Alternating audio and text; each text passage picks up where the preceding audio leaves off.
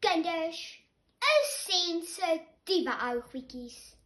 Ons ore pyn wanneer pa en ma op 'n hoë toonhoogte skree. En ons broeke bewe wanneer ons skooltas en klerekas uitgooi, dat jy net klere sien spat. Dit is baie moeilik vir ons om meneer en mevrou perfek te wees.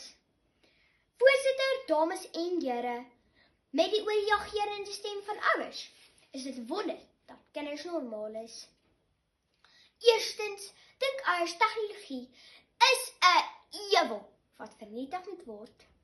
Die oomblik as ouers iewers lees dat tegnologie 'n negatiewe invloed op kinders het, ruk hulle die dam onder die eend uit.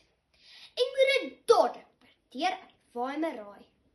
Mamma lees op Marula Media van 7 Augustus 2018 dat Tanya Marie Reed, 'n wiskundige spesialis in die artikel "Wat is die werklike effek van skermtyd op kinders se welstand?"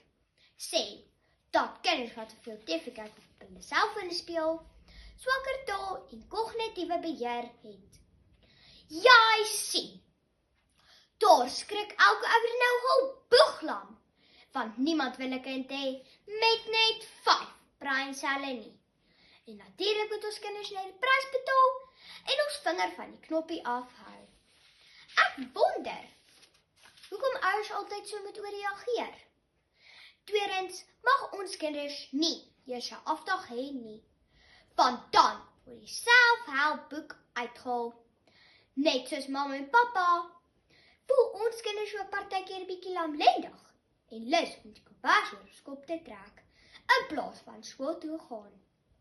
Pappa lees in die boek Lewe in Volkleur, gepubliseer op 20 Junie 2018. Die verhoudingskenner Lenet de Beer skryf dat ouers baie keer selfhelpboeke nader trek, waar er geen probleem is nie. Kinders het ook afdaal, dit is normaal vir hulle om met 'n dik klip of 'n baksteen op hulle skouer rond te loop. Hoe is jou maaltyd?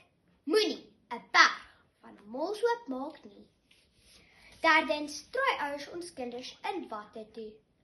Mamma lees op Marula Media van 10 April 2018 dat oom Jan Oosthuizen, 'n rubriekskrywer en 'n oupa in die artikel Kleintyd was seerkleintyd, skryf dat kinders van vandag nie meer kans gegee word om te speel dat die bloed loop nie. Ons mag nie meer kalfvoet of sonder hemp in die reën dans nie, want mamma kry koud en nou moet ek soos 'n eskimo aantrek.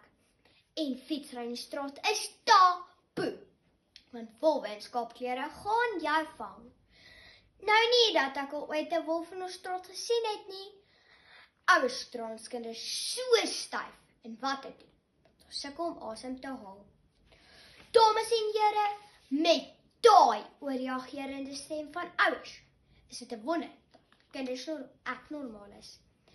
Dit is baie moeilik vir ons om meneer en mevrou perfek te wees. Daarom het ons ouers se leiding nodig, maar nie leiding met 'n lang ei nie.